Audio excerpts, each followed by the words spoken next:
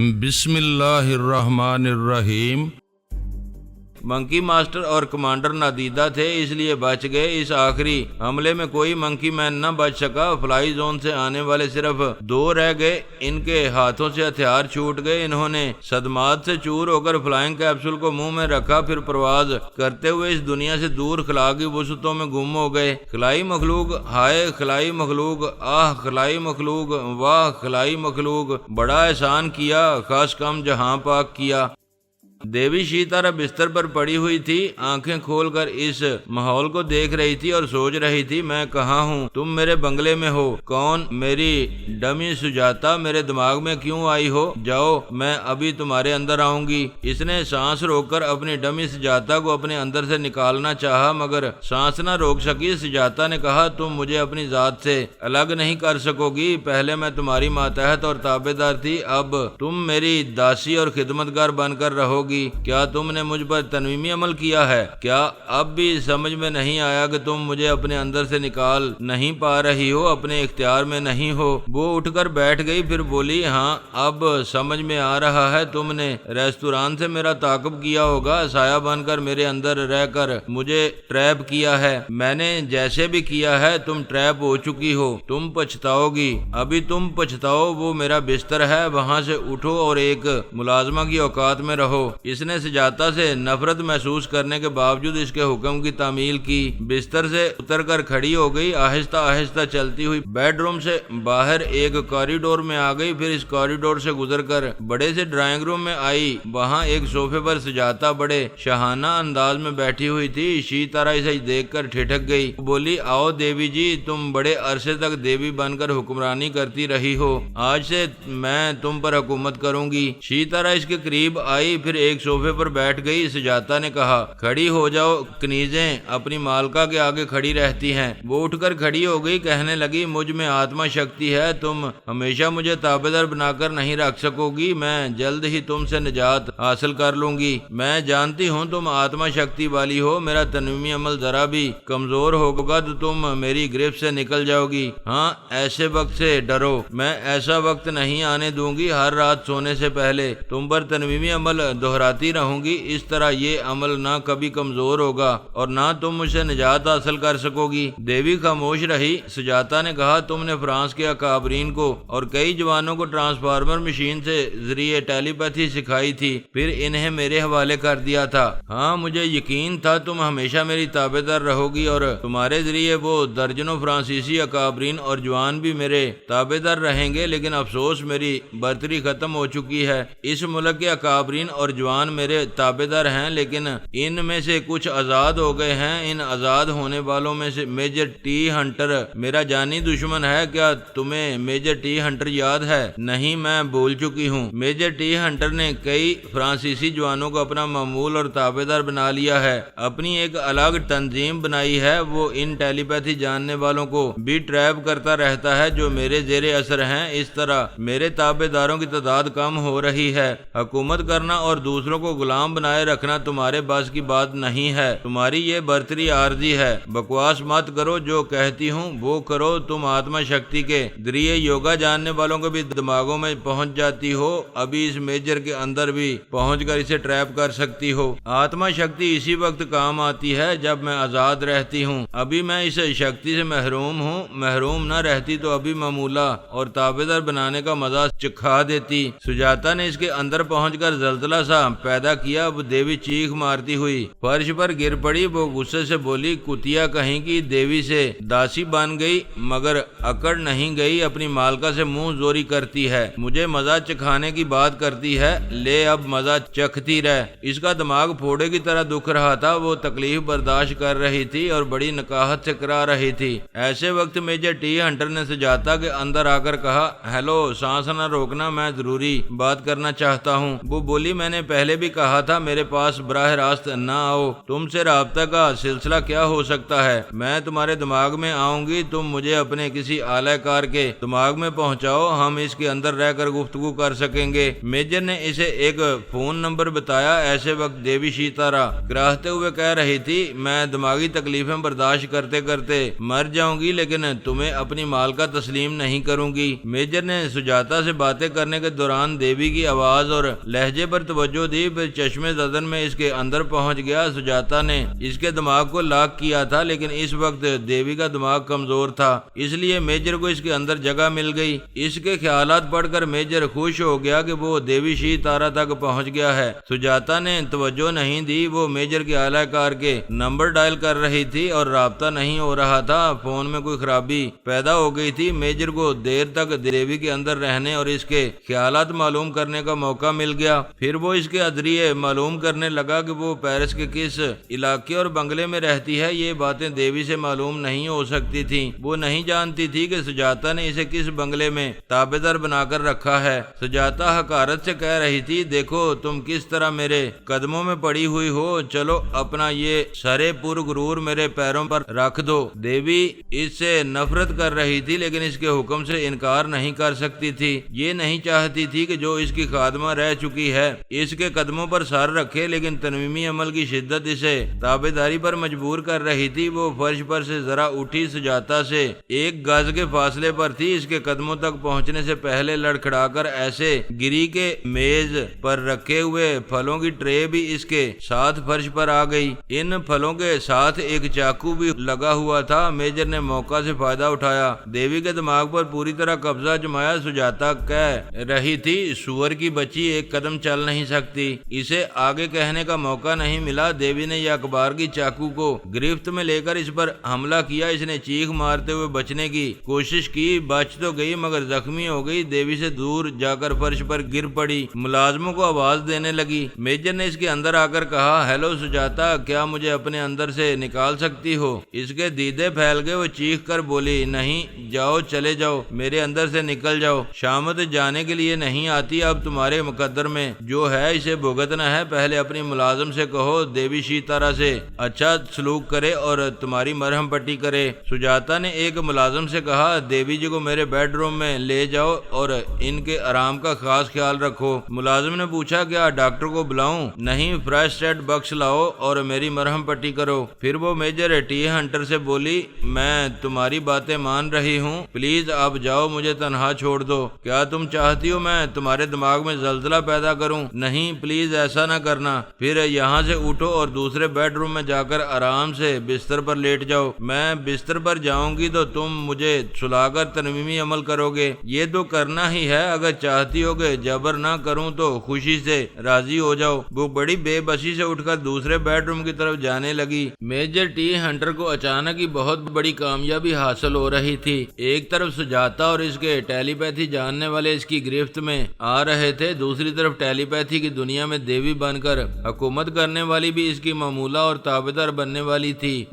بلی ڈونا اور پارس نادیدہ بن کر طیارے میں سفر کر رہے تھے۔ پارس نے کھڑکی کے پار دیکھا، وہ طیارہ انڈونیشیا کی فضاؤں میں پرواز کر رہا تھا۔ دور پستیوں میں وسیع و عریض سمندر کی آغوش میں بے شمار چھوٹے بڑے جزیرے نظر آ رہے تھے۔ وہ 13,673 سے کچھ زیادہ ہی جزیرے تھے۔ ان جزیروں کا مجموعہ انڈونیشیا کہلاتا ہے۔ انڈونیشیا کے 5 بڑے جزیروں میں سے جاوا، سماترا اور ہالی بہت مشہور ہیں۔ بلی ڈونا کی رہائش جاوا کے دارالسلطنت جکارتا میں تھی۔ ان دونوں نے طیارے میں نادیدہ رہ کر اچھی طرح وقت گزارا تھا۔ چند مسافروں کی ایسی حرکتیں بھی دیکھتے رہے تھے جو دوسرے نہیں دیکھ سکتے تھے۔ ان مسافروں میں ایک لڑکی بہت سہمی ہوئی تھی۔ اس کے خیالات پڑھنے سے پتہ چلا کہ اس کا تعلق ایک غریب گھرانے سے ہے۔ ذہین اور تعلیم یافتہ ہونے کے باوجود اسے کہیں ملازمت نہیں ملتی تھی۔ ایسے میں وہ ایک اسمگلر کے ہتھے چڑھ گئی۔ اس اسمگلر نے پوچھا کیا نام ہے تمہارا اور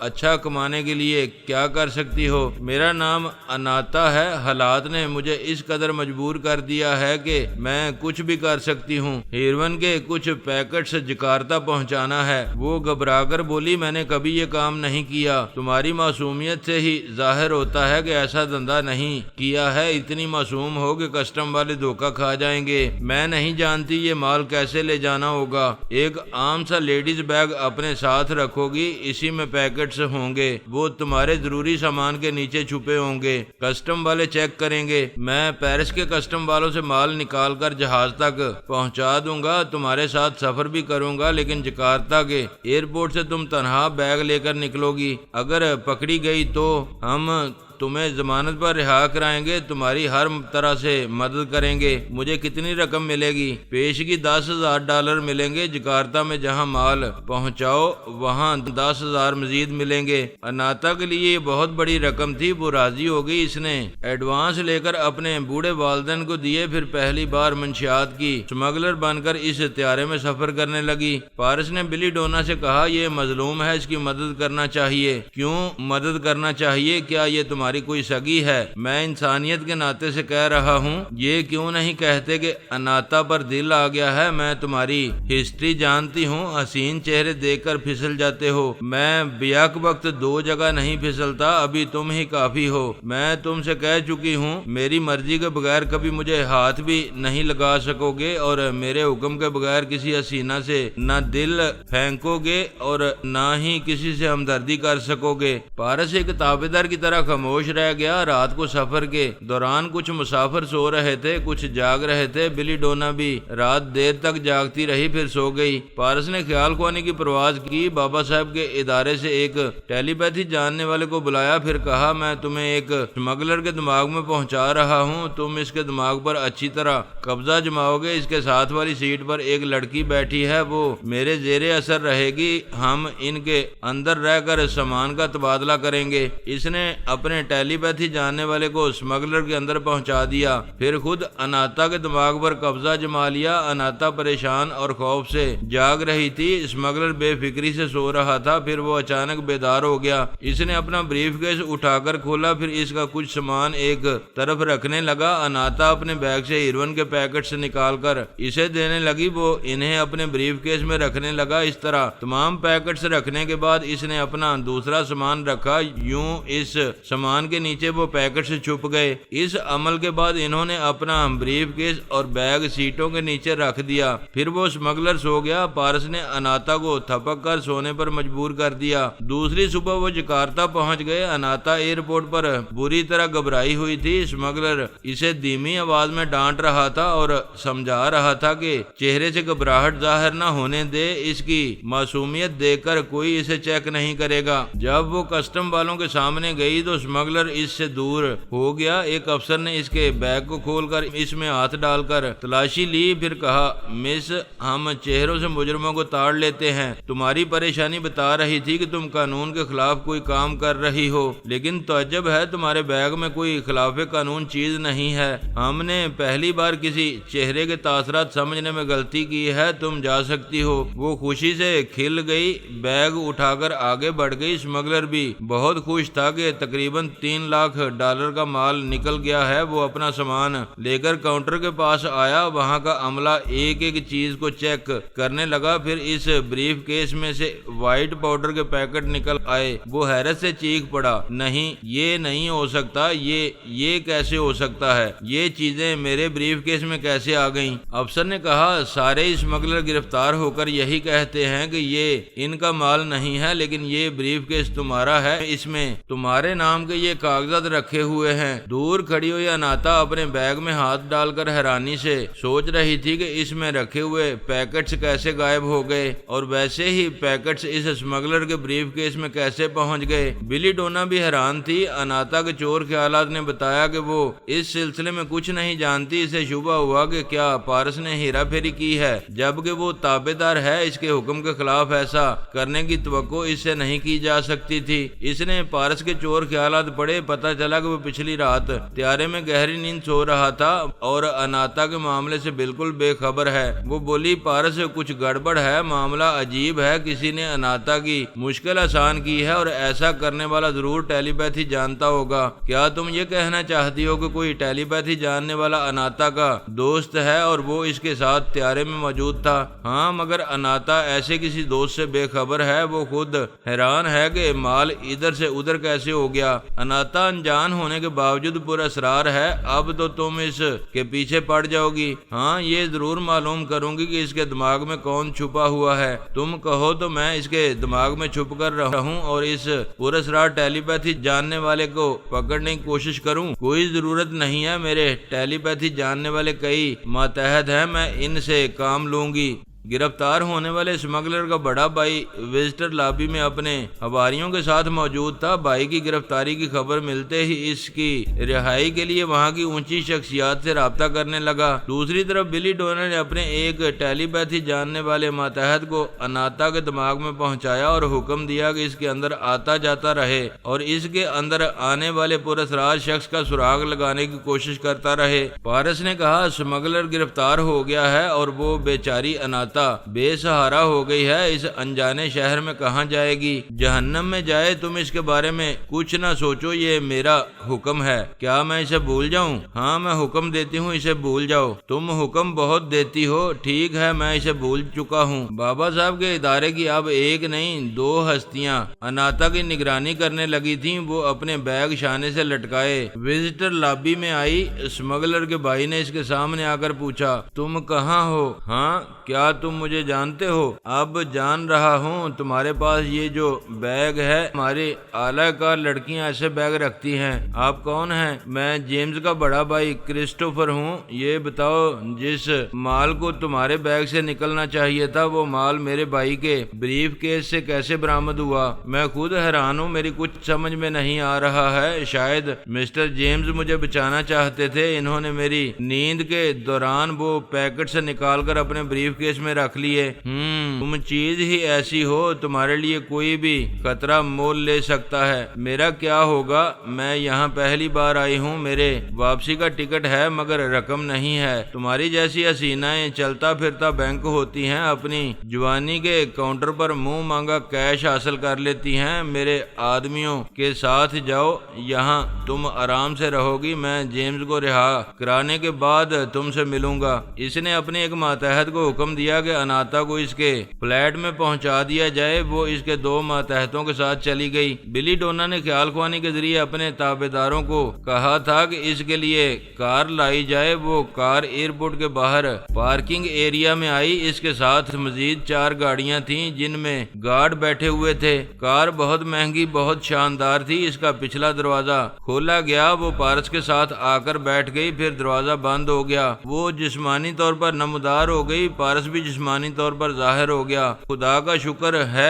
سایہ بننے سے نجات مل گئی۔ کیا تمہیں سایہ بن کر رہنے سے تکلیف ہوتی ہے؟ اس سے بڑی تکلیف کیا ہوگی کہ تمہارے حسن و شباب کے جلوے دکھائی نہیں دیتے۔ بڑے ڈھیٹ ہو، زیادہ فری ہونے کی کوشش کرو گے تو قریب بیٹھنے کی اجازت نہیں دوں گی۔ وہ کھڑکی کے باہر جکارتا شہر کا نظارہ کرنے لگا۔ بڑی سڑک وہاں کی مقامی زبان میں جلان کہا جاتا ہے۔ اس وقت ان کی گاڑی مسلح گارڈز کی گاڑیاں جلان گاجا سے گزر رہی تھیں۔ شہری رونق تھی، مقامی باشندوں کے علاوہ بیرونی ممالک کے لوگ بھی خاصی تعداد میں نظر آ رہے تھے۔ پارس نے جلان پینٹوائر سے گزرتے ہوئے ایک وسیع عریض نہایت خوبصورت مسجد دیکھی۔ اس کی زبان سے بے اختیار نکلا سبحان اللہ۔ بلی ڈونا نے پوچھا کیا کہا؟ اپنی عبادت گاہ کو دیکھ رہا ہوں، بہت شاندار مسجد ہے۔ وہ بولی یہ مسجد استقلال ہے، اسے جنوبی مشرقی ایشیا کی سب سے بڑی مسجد کہتے ہیں۔ میں نے اس ملک میں رہائش تو اختیار کر لی ہے مگر یہاں مسلمان ہی مسلمان ہیں۔ میں نے سنا ہے 90% مسلمان ہیں۔ تمہیں کیا تکلیف ہے؟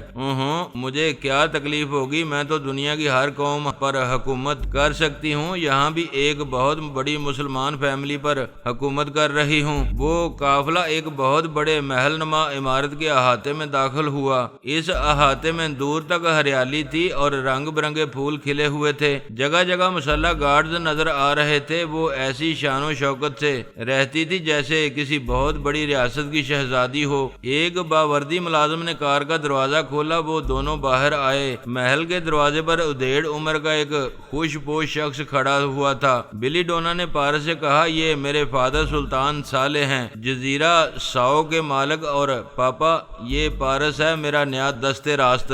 سلطان صالح نے پارس سے مصافحہ کیا۔ وہ اندر آئے۔ پارس نے وہاں کی شاہانہ سجاوٹ دیکھی۔ پتہ چلتا تھا واقعی سلطان صالح ایک جزیرے کا مالک ہے۔ وہ کس قدر امیر و کبیر ہوگا اس کا اندازہ نہیں کیا جا سکتا تھا۔ بلی ڈونا نے پارس پر تنویمی عمل کرنے کے دوران اس کے دماغ میں یہ بات نقش کی تھی کہ وہ اپنی مالکہ کی اجازت حاصل کیے بغیر خیال خوانی نہیں کرے گا، اور تب سے وہ خوش فہمی میں مبتلا تھی کہ اس کا تابعدار بڑا ہی فرما بردار ہے، اس کی اجازت حاصل کیے بغیر خیال خوانی نہیں کرتا ہے۔ اس نے موقع پا کر سلطان صالح کے خیالات پڑھے۔ پتہ چلا اس کی ایک جوان بیٹی صالحہ شکاگو یونیورسٹی میں پڑھتی تھی۔ جب بلی ڈونا نے مشرق بعید میں اپنا خفیہ رہائشی اڈا بنانے کا ارادہ کیا تو اس نے صالحہ کو ٹارگٹ بنایا۔ وہ بھی شکاگو یونیورسٹی کی طالبہ رہی تھی اور صالحہ کو جانتی تھی جو اس سے جونیئر تھی۔ ایک بار سلطان صالح اپنی بیٹی سے ملنے شکاگو آیا تو بلی ڈونا نے اسے ٹریپ کر لیا۔ تنویمی عمل کے ذریعے اسے اپنا معمول اور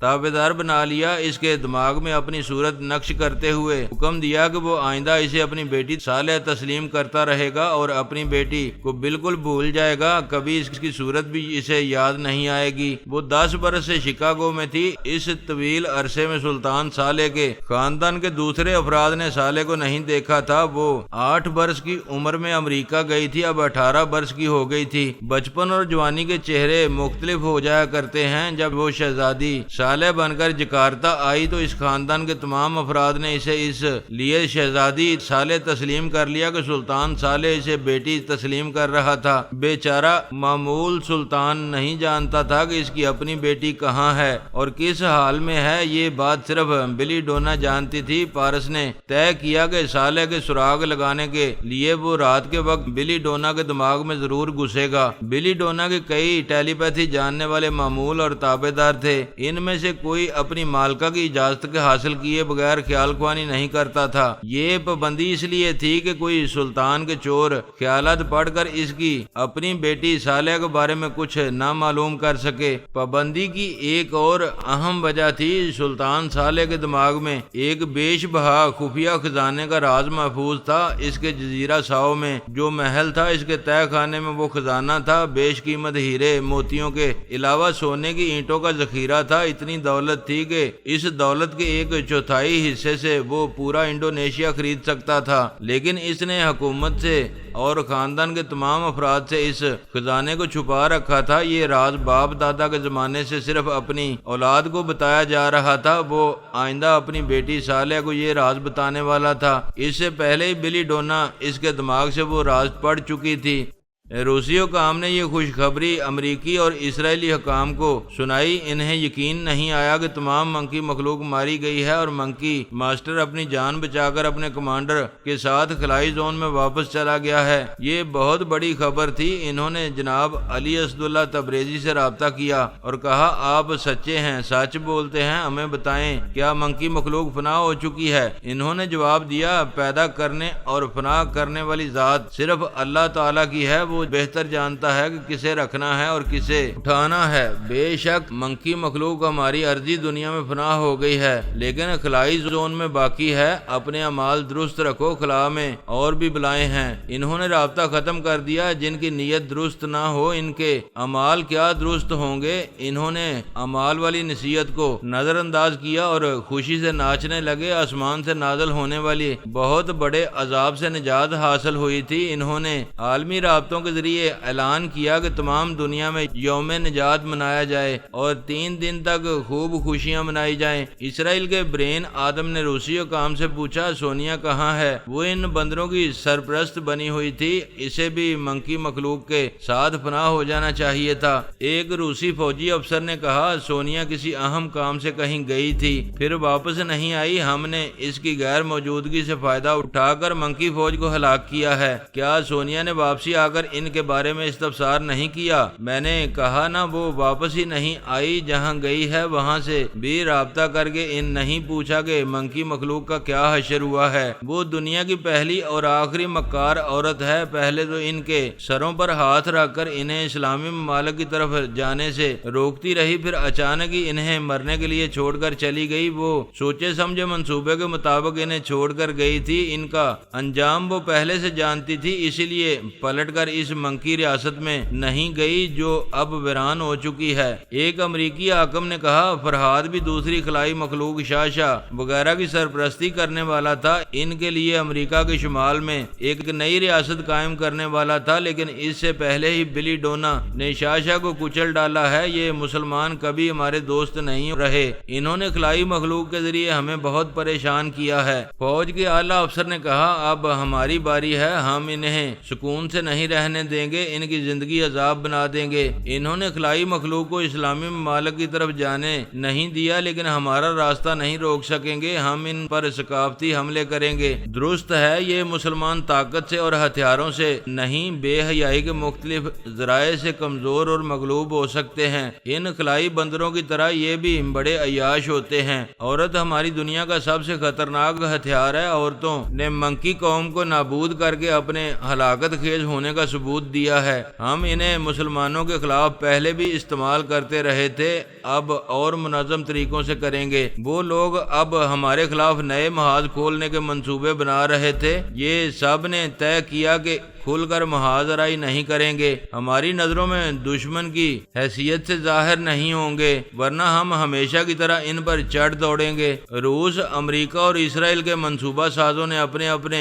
طور پر یہ منصوبہ بنایا کہ وہ دہشت گردوں کا گروہ تیار کر لیں گے۔ یہ تمام دہشت گرد امریکہ اور اسرائیل کے ٹیلی پیتھی جاننے والوں کے زیر اثر رہیں گے۔ انہیں کبھی یہ معلوم نہیں ہو سکے گا کہ وہ کس ملک کے پر اسرار لوگوں کے تابع دار رہ کر دہشت گردی اور تخریب کاری کر رہے ہیں۔ وہ اس نئی معلومات سے پریشان ہو گئے تھے کہ بابا صاحب کے ادارے میں بھی ٹرانسفارمر مشین ہے۔ وہ سوچتے تھے اور تصور میں دیکھتے تھے کہ مسلمان ٹیلی پیتھی جاننے والے پیدا ہوتے جا رہے ہیں اور ان مسلم ٹیلی پیتھی جاننے والوں کی فوج بنتی جا رہی ہے۔ بلی ڈونا نے انہیں بتایا تھا کہ شاشا اور شیشی نے اپنا اعلی کار بابا صاحب کے ادارے میں بھیجا تھا، جس کے نتیجے میں ان دونوں کی غیر معمولی صلاحیتیں چھن گئی تھیں اور وہ ایسے گم ہو گئے تھے کہ ان کا سراغ نہیں لگایا جا سکتا تھا، ان سے دماغی رابطہ نہیں کیا جا سکتا تھا، اس زمین پر کہیں بھی ان کے نقشے قدم نہیں مل رہے تھے، گمان ہوتا تھا کہ وہ نابود ہو گئے ہیں۔